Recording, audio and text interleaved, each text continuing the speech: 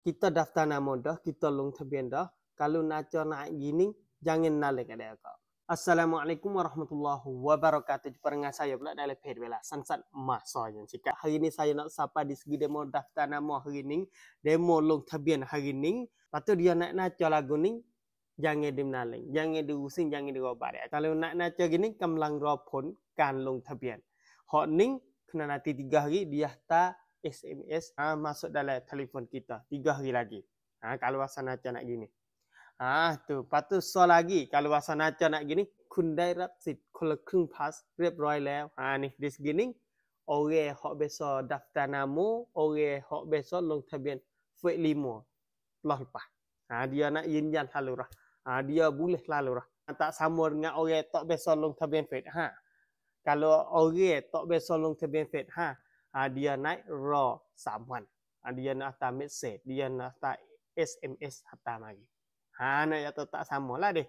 Tu. Kalau bahasa orang hok besok daftar nama, besok log tabian, besok guna fake 5 dah, dia naik anumat lalu lah. Boleh guna lalu. Kun ได้รับสิทธิ์คนละครึ่ง pass เรียบร้อยแล้ว.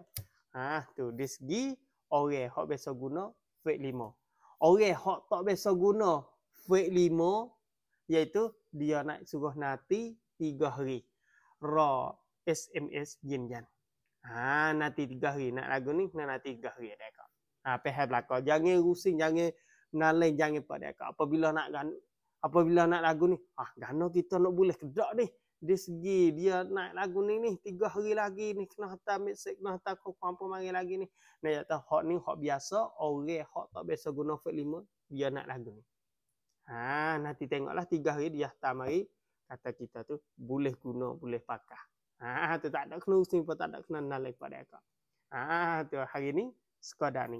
Kita tahu belaka, kita boleh sapa belaka lah. Before kita tu boleh tahu sama kata. Jangan digusing, jangan digusing, jangan dirobat dia kau. Ambek ni biasa. Dua ni biasa. Hak ni hak tak biasa daftar nama fake 5. Hak ni hak orang biasa daftar nama fake 5 yan boleh lalu.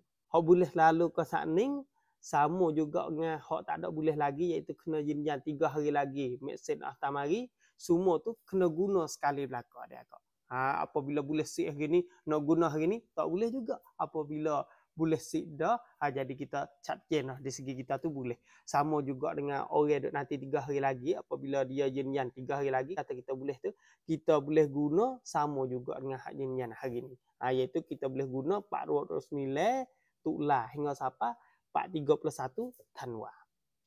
Tu apabila guna masa tulah dia kau. Pakat kecap lah kau dia kau.